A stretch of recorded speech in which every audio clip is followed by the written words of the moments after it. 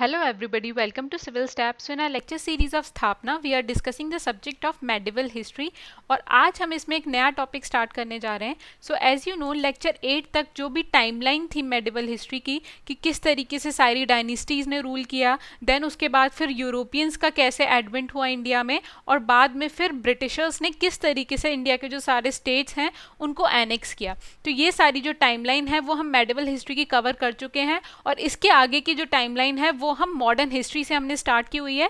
वो वाली प्लेलिस्ट में जाके आप देख सकते हैं चैनल पे मॉडर्न हिस्ट्री की जो वीडियोस हैं. लेकिन मेडिवल हिस्ट्री की लाइफ कैसी थी, उस टाइम पर इकोनॉमिक स्ट्रक्चर कैसा था, सोशल लाइफ कैसी थी, किस तरीके का आर्किटेक्चर जो है बिल्ड किया जाता था, या फिर उस टाइम के जो रिलीजियस बिलीव्स हैं, ये सारी चीज़ें जो हैं इससे रिलेटेड जो क्वेश्चन पास्ट ईयर्स में आए हैं वो सारे आज हम इस लेक्चर में डिस्कस करने जा रहे हैं. सो ये सारे टॉपिक्स हमने ऑलरेडी कवर कर लिए हैं and today we are gonna start this topic. जैसे कि पास्ट ईयर्स में 13 क्वेश्चंस आए हैं. Alright, so now let's start with this video. So this question came in the prelims of 1995 and the question is which one of the following monuments has a dome which is said to be one of the largest in the world. तो हमारे पास यहाँ पर 4 monuments given हैं और हमसे question में पूछा गया है कि इनमें से किसका डोम जो है one of the largest consider किया जाता है वर्ल्ड में. तो हमारे पास ऑप्शंस हैं tomb of Sher Shah that is in Sasaram, Jama Masjid Delhi, tomb of Ghiyasuddin Tughlaq Delhi और गोल गम्बज. तो ये जो है फैक्चुअल क्वेश्चन है, बहुत ही स्ट्रेट फॉरवर्ड क्वेश्चन है और इस क्वेश्चन को हम हिस्ट्री में ना मान के बल्कि जीके टाइप क्वेश्चन ये वाला होता है. जहाँ भी हम जीके के बारे में पढ़ते हैं इस तरीके के क्वेश्चन वहीं पर आते हैं. So it is Gol Gumbaz which has one of the largest dome in the world. So answer is option D. Now next question.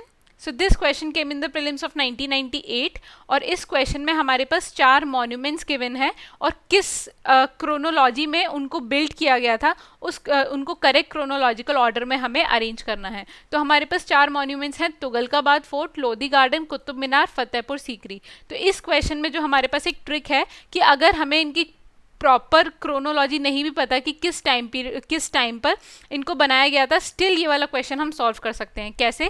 क्योंकि अगर हमें ये पता है कि ये जो सारे मॉन्यूमेंट्स हैं वो किस किस ने बनाए थे, तो जो तुगलकाबाद फोर्ट है ऑब्वियस सी बात है कि तुगलक डायनेस्टी में इसकी फॉर्मेशन हुई होगी.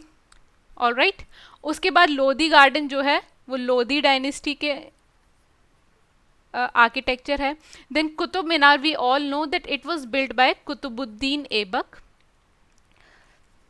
ठीक है, who was the founder of Mamluk dynasty और स्लेव डायनेस्टी.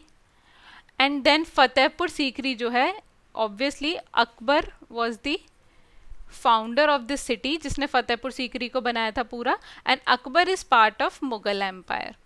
सो अभी तक हमने जितने भी सारे लेक्चर्स पढ़े हैं मेडिवल हिस्ट्री के, उसमें किस तरीके से जो है सारे रूलर्स आए थे, सारी डायनेस्टीज़ ने रूल किया, उसका टाइम पीरियड हमें पता है.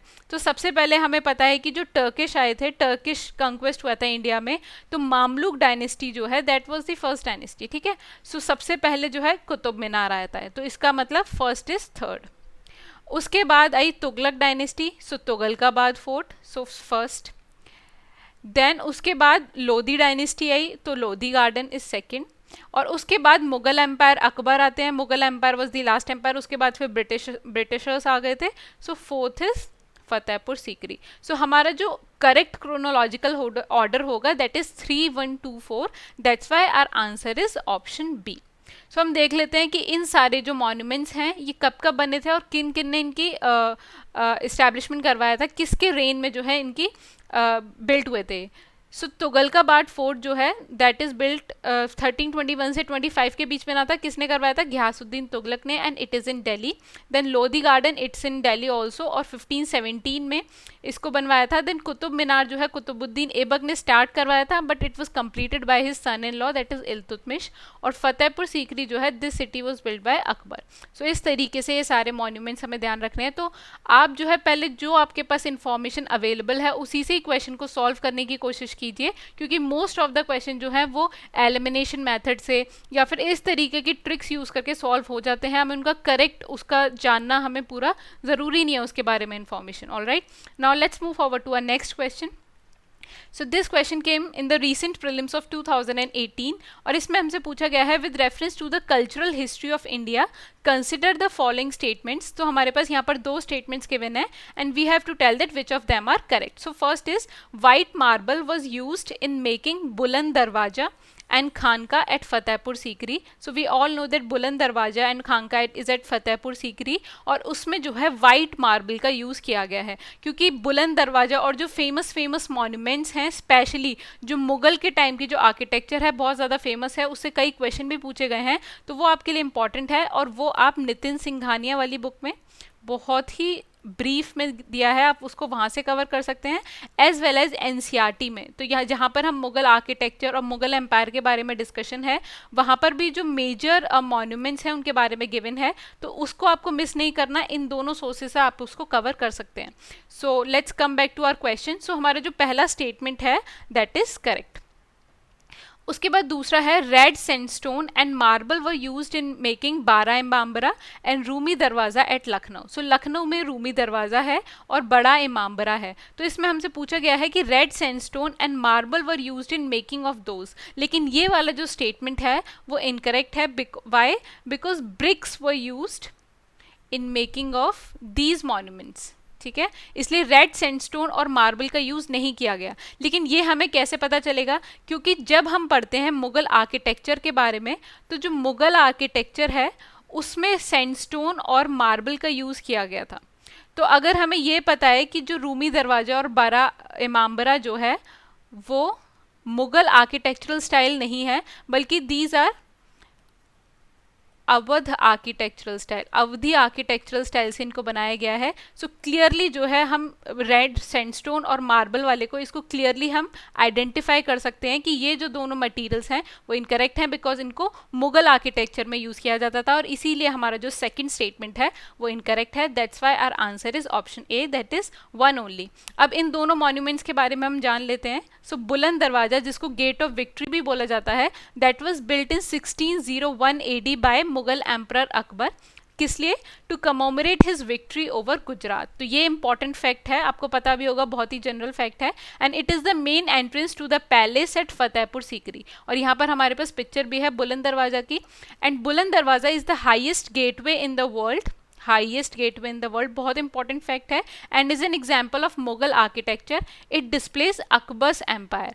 एंड दिस जो बुलंद दरवाजा है, it is made up of red and buff sandstone. Again जैसा कि मैंने आपको बताया था कि मुगल आर्किटेक्चर में यूज़ होते हैं ये, तो ये मुगल आर्किटेक्चरल स्टाइल का बना हुआ है, इसलिए इसमें रेड एंड बफ सैंडस्टोन्स हैं। And it is decorated by white and black marble and is higher than the courtyard of the mosque. तो इसमें वाइट और ब्लैक मार्बल से इसको डेकोरेट किया गया है और यही हमसे क्वेश्चन में पूछा था। उसके बाद हमारा नेक्स्ट मॉन्यूमेंट जो है वो है रूमी दरवाज़ा, जिसको टर्किश गेट बोला जाता है। And it is in Lucknow, Uttar Pradesh. And it is an imposing gateway which was built under the patronage of Nawab Asaf ud-Daula. कब? इन 1784। तो time period as well as किसने बनवाया था, ये चीज़ें हमें जानना ज़रूरी हैं। और ये जो है ये अवधी आर्किटेक्चरल का स्टाइल एग्जाम्पल है, जैसा कि मैंने आपको बताया था, इसलिए it is significantly different from the Mughals. In the material used is bricks and it's then coated with lime while the Mughals often used red sandstone। ठीक है, उसके बाद हमारे पास नेक्स्ट मॉन्यूमेंट है बड़ा इमामबाड़ा।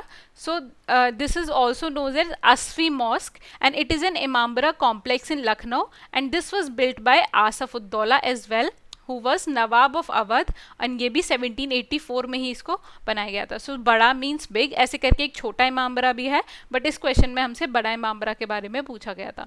सो ये सारी चीज़ें आपको ध्यान रखनी है। जब भी आपसे किसी मॉन्यूमेंट के बारे में पूछा जाता है, कोई कैरेक्टर्स उसकी दी जाती है, तो सबसे पहले आपको क्या चीज़ ध्यान करनी है कि ये किस आर्किटेक्चरल स्टाइल का है, और किस आर्किटेक्चरल स्टाइल अगर आपको पता चल गई तो उसी से ही आप बहुत सारे ऑप्शंस को ईजिली एलिमिनेट कर सकते हैं या फिर करेक्ट जो हमारा स्टेटमेंट है उसको आइडेंटिफाई कर सकते हैं।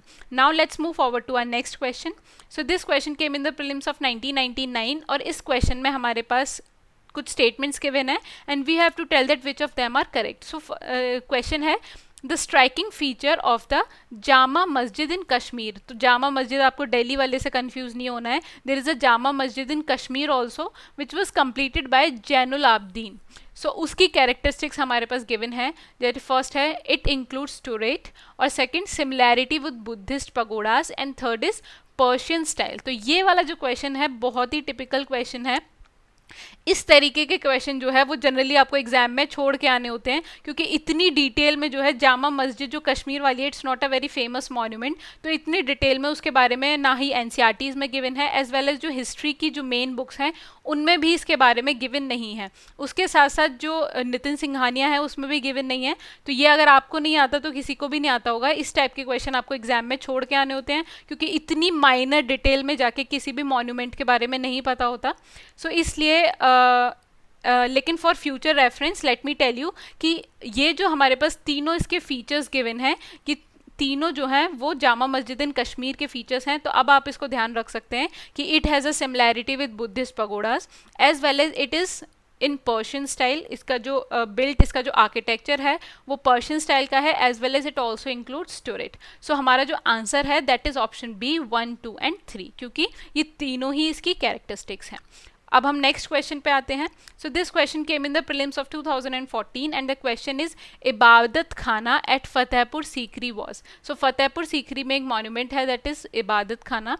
तो वो क्या था? फर्स्ट है the mosque for the use of royal family, second Akbar's private prayer chamber, third the hall in which Akbar held discussions with scholars of various religions, and fourth is the room in which the nobles belonging to different religions gathered to discuss religious affairs। तो इसका जो answer है that is option सी, कि इबादत खाना जो होता था वो एक हॉल होता था जहाँ पर अकबर जो है डिफरेंट रिलीजन्स के स्कॉलर्स को बुलाता था। तो यहाँ पर आपको एक चीज़ नोट करनी है कि सिर्फ मुस्लिम रिलीजन नहीं, वेरियस रिलीजन्स के स्कॉलर्स जो है यहाँ पर गैदर होते थे and they use to have discussions about that. ठीक है, तो इसलिए इस हॉल को नाम दिया गया Ibadat Khana. Now let's know more about this. So Ibadat Khana जिसे हाउस ऑफ वर्शिप भी बोला जाता है, so it was a meeting house built in 1575 by the Mughal Emperor Akbar at Fatehpur Sikri। किस लिए? To gather spiritual leaders of different religious grounds so as to conduct a discussion on the teachings of the respective religious leaders। So he used to encourage Hindus, Roman Catholics, Zoroastrians, Jains, Buddhists, Sikh and even atheists to participate in that। ठीक है, तो इसलिए बहुत ज़्यादा important है। इससे हमें पता चलता है कि जो अकबर की रिलीजियस पॉलिसी थी that was very tolerant of other religions. अब हम देखेंगे कि इबादत खाना के अलावा और कौन कौन से मॉन्यूमेंट्स थे which were build during the reign of Akbar. So एक सबसे इंपॉर्टेंट है that is Lahore fort which is in Pakistan now, और इसके बहुत सारे कुछ माइनर जो इसके पार्ट हैं लाहौर फोर्ट के वो भी बहुत ज़्यादा इंपॉर्टेंट हैं, जो हमसे पूछे भी जाते हैं, आते भी न्यूज़ में। जैसे आलमगीरी गेट आपने सुना होगा, it is part of Lahore fort. Then Masjidi gate also, then Jahangir quadrangle जो है it is also part of Lahore fort and it was begun by Akbar but it was completed by Jahangir. Then Sheesh Mahal again बहुत ज़्यादा इंपॉर्टेंट है, it is also a part of Lahore fort which is in Pakistan and which was build during the reign of Akbar. उसके अलावा एक और चीज़ है कि जो फतेहपुर सीकरी की जो सिटी है that was also built by Akbar, और इसमें क्या क्या है? दीवाने खास, जहाँ पर मेन जो लीडर्स और नोबल्स होते थे उनका डिस्कशन होता था। Then Daulat Khana use to be the treasury of Akbar. Then Panch Mahal है, अनूप तालाब है, तालाब, ठीक है, एंड आगरा फोर्ट। दिस ये सबसे ज़्यादा इंपॉर्टेंट मॉन्यूमेंट है एंड इट इज़ इन आगरा। ठीक है, तो ये सारे जो मॉन्यूमेंट्स हैं these were build during the reign of Akbar. ये सारी चीज़ें हमें ध्यान रखनी है। और यहाँ पर जो हमारे पास पिक्चर है that is of Ibadat Khana, जो हमसे क्वेश्चन में पूछा गया था। Now let's move forward to our next question. So this question came in the prelims of 1999 and the question is one consistent feature found in the history of southern India। तो हमसे southern India की बात की जा रही है, was the growth of small regional kingdoms rather than large empires because of। तो southern India में अगर हम देखें तो वहाँ पर जो है small regional kingdoms थी, different regions में divided था पूरा साउथ इंडिया, लेकिन कोई भी large empire नहीं था। अगर हम नॉर्थ इंडिया में देखें तो नॉर्थ इंडिया में हमेशा एक large empire रहा है, लेकिन southern इंडिया में regional kingdoms होती थी। तो इसका रीजन क्या है हमसे पूछा गया है। सो हमारे पास ऑप्शंस हैं the absence of minerals like iron, Second, too many divisions in the social structure. Third, the absence of vast areas of fertile land. And fourth is the scarcity of manpower. तो इसका जो answer है that is option C, that is the absence of vast areas of fertile land. तो जो old time था, ancient time अगर हम देखें, मॉडर्न को छोड़ दें, तो उस टाइम पर जो भी पॉपुलेशन होती थी और जो भी सेटलमेंट्स होते थे वो किसके हिसाब से होते थे, लैंड के हिसाब से होते थे कि जो लैंड है वो कहाँ पर फर्टाइल है. तो अगर कोई फर्टाइल लैंड है तो वहाँ पर बहुत ज़्यादा सेटलमेंट्स होते थे, क्योंकि लोगों का जो लोग जीते थे उनका जो भी काम था, प्रोफेशन जो था, that was agriculture. So agriculture is dependent on fertile land. तो जहाँ पर भी ज़्यादा फर्टाइल लैंड होगा वहीं पर ज़्यादा लोग रहेंगे, क्योंकि वहाँ पर एग्रीकल्चर बेटर होता था. सो जो साउथ इंडिया जो है वहाँ पर वास्ट एरिया नहीं है फर्टाइल लैंड के. तो जैसे ये साउथ इंडिया है, तो अगर यहाँ पर फर्टाइल लैंड है, कुछ यहाँ पर फर्टाइल लैंड है, यहाँ पे फर्टाइल लैंड है, तो इस तरीके से जो है सेटलमेंट्स होते थे डिफरेंट डिफरेंट एरियाज में. और जो एक पूरा फर्टाइल लैंड का पीस होता था वहाँ पर जो है उसको एक किंगडम बना दिया जाता था सेटलमेंट के अकॉर्डिंग. तो इसके वजह से जो है साउथ इंडिया की जो रीजन्स थी, किंगडम्स थी, they were small when we compare it to the northern India. Now next question. So this question came in the prelims of 2014 and the question is, in medieval India the designations Mahattara और Pattakila were used for military officers, village headman, specialist in Vedic rituals, और fourth is chiefs of craft guilds. तो ये वाला question जो है वो हम elimination method से सॉल्व कर सकते हैं, बिकॉज महातर और पत्ता किला इसके बारे में एनसीईआरटीज में गिवन नहीं है. लेकिन और जो हमारे पास यहाँ पर ऑप्शंस गिवन है उसके बारे में मैं आपको ऑलरेडी पढ़ा चुकी हूँ कि मिलिट्री ऑफिसर्स को क्या बोला जाता था मेडिवल टाइम में, या फिर जो वैदिक रिचुअल्स में स्पेशलिस्ट होते थे उनको क्या, और जो क्राफ्ट गिल्ड्स होते थे उनके चीफ को क्या बोला जाता था. ये तीनों जो मैं आपको कीवर्ड्स ऑलरेडी बता चुकी हूँ. अगर आपको इनके बारे में नहीं पता तो यहीं पर आप वीडियो को पॉज कीजिए, और जहाँ पर मैंने आपको कीवर्ड्स बताए थे, और अगर आपने एनसीईआरटी पढ़ी है तो वहाँ पर मैंने आपको बताया था कि सारे कीवर्ड्स को जो है हाईलाइट करना है और एक जगह कंपाइल करके रखना है, सो दैट आपको ध्यान रहे. तो अगर आपने वो किया है तो वहीं पर आप जाइए, उसको नोट कीजिए कि इन तीनों के बारे में गिवन है. और हमारे पास फिर बचा क्या, that is option B, village headman. So village headman used to be Mahattara और Pattakila. That's why our answer is option B.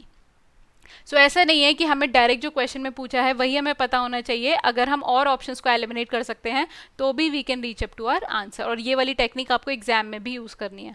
Now next question. This question came in the prelims of 2014, और इस question में हमारे पास 3 pairs given है. सो एक तरफ है medieval Indian state और दूसरी तरफ जो उनका प्रेजेंट रीजन है, और हमें बताना है कि कौन से पेयर्स आर करेक्टली मैच. ठीक है. सो 9th सेंचुरी में अगर हम देखें, सो उस टाइम पर जो है बहुत सारे हिमालयन स्टेट्स का राइज हुआ था और इमर्जेंस हुआ था हिमालयन स्टेट्स का. और उस टाइम पर वो कन्फ्लिक्ट में भी उन्होंने कभी भी उनका इंडल्जेंस नहीं हुआ, इसलिए वो जो हिमालयन स्टेट्स हैं जो 9th सेंचुरी में जिनका इमर्जेंस हुआ था, दे स्टिल एग्जिस्ट. ठीक है. और वही हमसे इस क्वेश्चन में पूछा गया है. तो हमारे पास फर्स्ट है दैट इज चंपक. तो जो चंपक है वो अभी प्रेजेंट में उसको चंबा बोला जाता है. So Chamba valley is in Himachal Pradesh. ठीक है. हिमाचल प्रदेश का पार्ट है चंबा, और वो सेंट्रल इंडिया का नहीं है. दैट्स वाई हमारा जो फर्स्ट पेयर है दैट इज इनकरेक्ट. उसके बाद दूसरा है दुर्गर. सो दुर्गर जो है इसी नाम से अभी प्रेजेंट में भी है, and that is in Jammu. So ये वाला जो है हमारा करेक्टली मैच्ड पेयर है. देन थर्ड है कुल्लूता. सो कुल्लूता का भी प्रेजेंट नाम है कुल्लू. सो कुल्लू मनाली हम सब ने सुना होगा. तो जो कुल्लू वाला एरिया है that is in Himachal Pradesh again, and not in Malabar. Malabar जो है वो साउथ वेस्ट जो इंडिया है वहाँ पर आता है. सो कुल्लू इज इन हिमाचल प्रदेश, इसलिए थर्ड भी जो है हमारा इनकरेक्टली मैच्ड पेयर है. सो हमसे करेक्टली मैच्ड पूछा था which is second pair only. That's why our answer is option B, that is 2 only. Now let's move forward to our next question. So this question came in the prelims of 2015, and the question is, with reference to Indian history, which of the following is or are the essential elements of the feudal system? तो feudal system से related यहाँ पर कुछ statements given हैं, and we have to tell that which of them are correct. ठीक है. तो feudal system मैंने आपके साथ already previous lectures में discuss किया हुआ है. Again let me tell you कि feudal system क्या होता था कि जो central authority होती थी तो जैसा कि मैंने आपको बताया कि नॉर्थ इंडिया में जो है बहुत ही लार्ज एम्पायर हमें देखने को मिलते हैं, बहुत बड़े बड़े एम्पायर होते थे कि पूरा नॉर्थ इंडिया को कवर कर रहे हैं, एज वेल एज जो नॉर्थ वेस्टर्न पार्ट था पाकिस्तान अफगानिस्तान उसको भी कवर करते थे। तो उस टाइम पर जनरली जो है फ्यूडल सिस्टम हमें देखने को मिलता है। सो फ्यूडल सिस्टम में क्या होता था कि जो सेंट्रल अथॉरिटी जो होती थी वो वीक हो जाती थी, यानी वो जो फार फ्लंग एरियाज जो हैं एम्पायर के वो उनको ढंग से उनको कंट्रोल नहीं कर पाती थी, इसलिए वहाँ के जो रूलर्स होते थे वो अपनी ऑटोनॉमी स्टैब्लिश कर लेते थे उस एरियाज पे, जिनको फ्यूडल लॉर्ड्स बोला जाता था। ठीक है, तो लोकल एरिया में जो रूलर होता था वो अपनी अथॉरिटी स्टैब्लिश कर लेता था, ऑटोनॉमी स्टैब्लिश कर लेता था, and those were called feudal lords. और सेंट्रल अथॉरिटी वीक होती थी जिसकी वजह से वो अपनी ऑटोनॉमी को स्टैब्लिश कर लेते थे। So this was feudal system. अब हम देखेंगे कि इसके बेस पे जो है हम कौन से यहाँ पर स्टेटमेंट्स को हमें एलिमिनेट करना है कि कौन कौन से इनकरेक्ट हैं और करेक्ट आंसर तक पहुँचना है। सो first is a very strong centralised political authority and a very weak provincial और लोकल पॉलिटिकल अथॉरिटी। तो ये वाला जो स्टेटमेंट है वो इनकरेक्ट है। वाई? बिकॉज मैंने आपको बताया कि फ्यूडल सिस्टम में जो सेंट्रल अथॉरिटी होती है वो वीक होती है और जो लोकल और प्रोविंशियल अथॉरिटी होती है वो स्ट्रॉन्ग होना शुरू कर देती है। ठीक है, तो इसलिए पहला स्टेटमेंट इज इनकरेक्ट। उसके बाद सेकेंड है emergence of administrative structure based on control and possession of land. तो ये जो फ्यूडल लॉर्ड्स होते थे ये उस एरिया में जहाँ पर भी होते थे, लोकल जो एरिया होता था वहाँ पर ही अपना कंट्रोल स्टैब्लिश कर लेते थे। मैंने अब आपको बताया ऑटोनॉमी स्टैब्लिश कर लेते थे, एज वेल एज जो वहाँ का लैंड है उससे जो रेवेन्यू आता है वो भी ये फ्यूडल लॉर्ड्स ही कलेक्ट करते थे। इसलिए जो इनका एडमिनिस्ट्रेटिव स्ट्रक्चर है वो फ्यूडल सिस्टम में कैसा होता है कि जो लोकल रूलर होता है वो कंट्रोल और पोजेशन ऑफ लैंड के बेसिस पे स्ट्रॉन्ग अपनी अथॉरिटी स्टैब्लिश कर लेता है। सो इसलिए हमारा जो सेकंड स्टेटमेंट है दैट इज करेक्ट। उसके बाद थर्ड है क्रिएशन ऑफ लॉर्ड और vessel relationship between the feudal Lord and his Overlord. तो ऑब्वियस ही बात है कि जो सेंट्रल अथॉरिटी होती थी दैट वाज द ओवरलॉर्ड, और जो लोकल एरिया में जो रूलर्स रूल करते थे those were called feudal lords, और लॉर्ड और वेसल का रिलेशनशिप इनमें होता था। इसलिए थर्ड स्टेटमेंट भी हमारा करेक्ट है। So second and third statements are correct, that's why our answer is option B, that is 2 and 3 only. तो इस टाइप के क्वेश्चन में आपको कंसेप्ट्स क्लियर होने चाहिए कि अगर कोई भी कंसेप्ट से रिलेटेड क्वेश्चन पूछा गया है जैसे फ्यूडल सिस्टम, तो फ्यूडल सिस्टम में क्या क्या होता है, किस तरीके से जो है होता है, वो अगर आपको क्लियर नहीं है तो इस तरीके के क्वेश्चन आप नहीं कर सकते हैं। सो इसलिए कंसेप्चुअल क्लैरिटी भी बहुत ज़्यादा इंपॉर्टेंट है।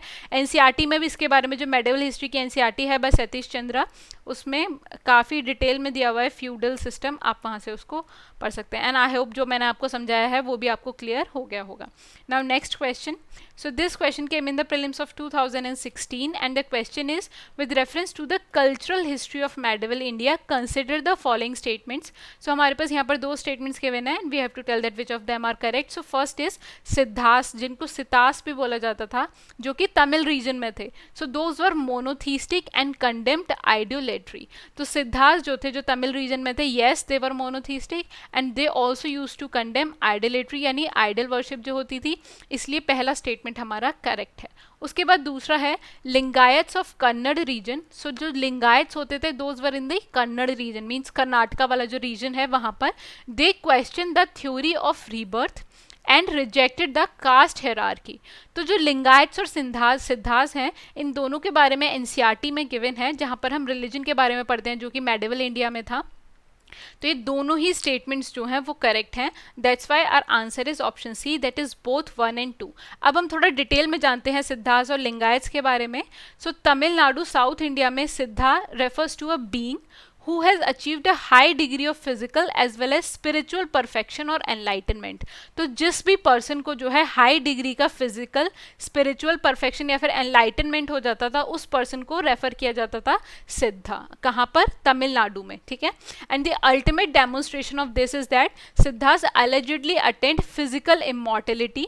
The Siddha refers to a person who has realized the goal of a type of sadhana and become a perfected being. तो जो एक पर्सन है वो परफेक्ट हो जाए, अपने आप को परफेक्ट बनाना, अपने आप को एनलाइटनमेंट देना, यही सिद्धा का कंसेप्ट है। तो इसमें जो है किसी गॉड को कंसिडर नहीं किया जाता, इसलिए जो है ऑब्वियस सी बात है कि जो एनलाइटनमेंट है उसी को ही सुपीरियर एंटाइटी माना जाता है और सुपीरियर जो है नॉलेज माना जाता है, इसलिए मोनोथीस्टिक मोनोथीज्म का कंसेप्ट जो है इसमें माना जाता है, और जो आइडल है किसी को भी माना नहीं जाता, सिर्फ अपने आप को परफेक्ट बनाना होता है, ये इसका कंसेप्ट है। सो आइडलेटरी ऑब्वियस सी बात है रिजेक्ट किया गया था, और यही हमसे क्वेश्चन में पूछा गया है। सो आई होप आपको वो अब समझ आया होगा।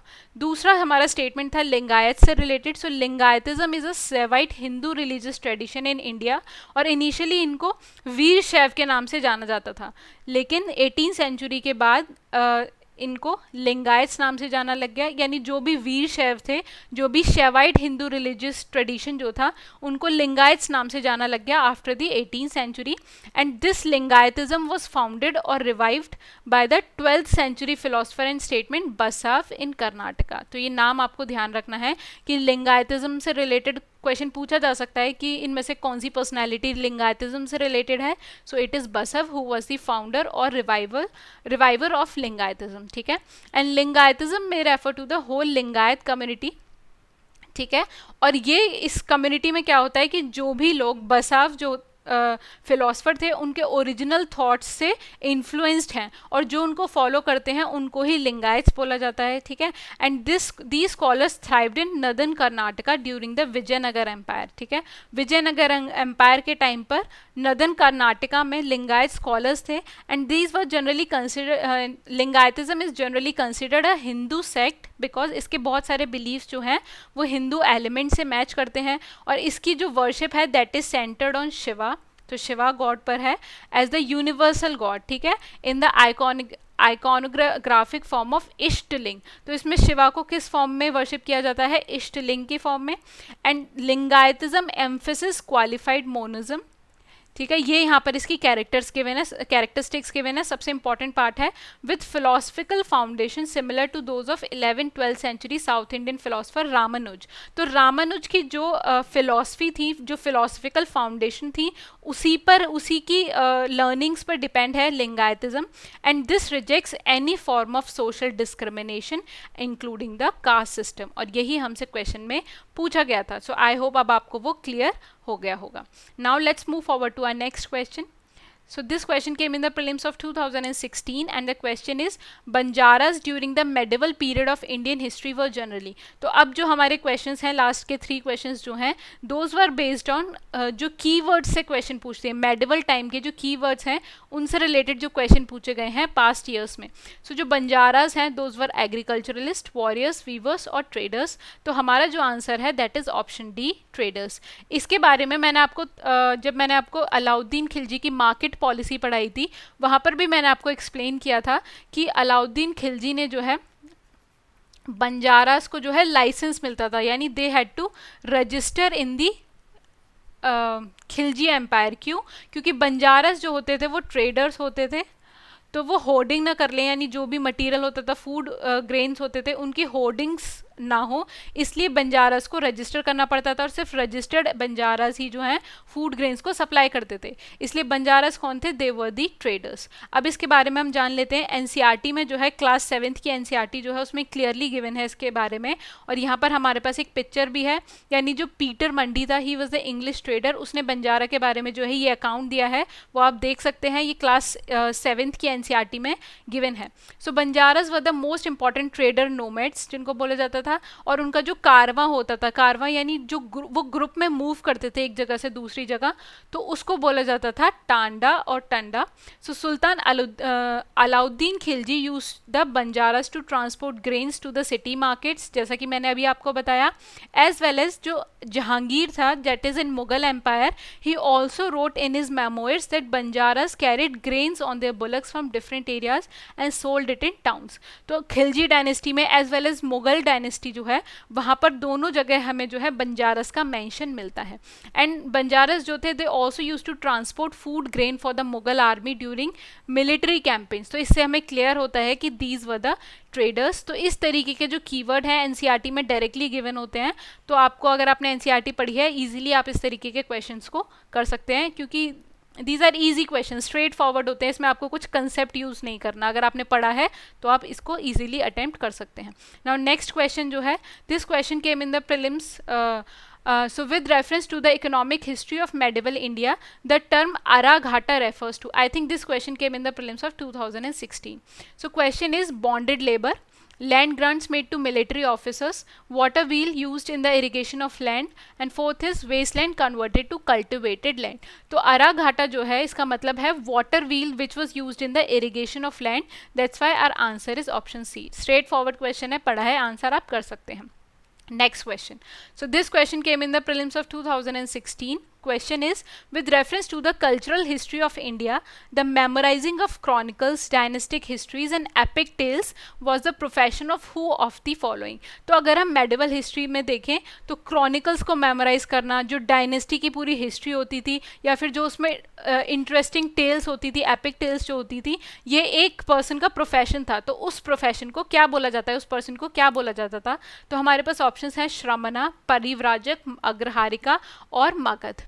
तो श्रमणा, परिव्राजक और अग्रहारिका ये तीनों मैंने आपको बताया था कीवर्ड्स हैं किसी और जो डिफरेंट काम्स डिफरेंट वर्क्स जो होते थे, डिफरेंट प्रोफेशन होते थे. लेकिन ये जो हमसे क्वेश्चन में प्रोफेशन पूछा गया है ये इसको बोला जाता था Magadha. That's why our answer is option D. तो आप डायरेक्टली भी इस क्वेश्चन को अटेम्प्ट कर सकते हैं. अगर आपको नहीं पता तो एलिमिनेशन मेथड से भी आप इस क्वेश्चन को ईजिली सॉल्व कर सकते हैं. So guys that was it for today's video. यहाँ पर हमने मेडिवल इंडिया में मेडिवल हिस्ट्री जो है वहाँ पर किस तरीके की लाइफ थी, इकोनॉमिकल, सोसाइटी, आर्किटेक्चर कैसा था, रिलीजन में कैसे कैसे डिफरेंट रिलीजन्स थे, उनके बारे में डिस्कशन किया है. एंड आई होप ये आपको आपकी प्रिपरेशन में हेल्प करेगी. And for more such videos you can subscribe to our Telegram channel as well as our YouTube channel. और अगर आपको कोई क्वेरी है तो you can mail us at hello@civilstep.com. Thank you so much. इससे अगला जो लेक्चर होगा वो लास्ट लेक्चर होगा मेडिवल हिस्ट्री का, जिसमें कि मेडिवल हिस्ट्री की इंपॉर्टेंट पर्सनैलिटीज़ के बारे में हम डिस्कशन करेंगे. Till then good luck for your studies. Bye bye.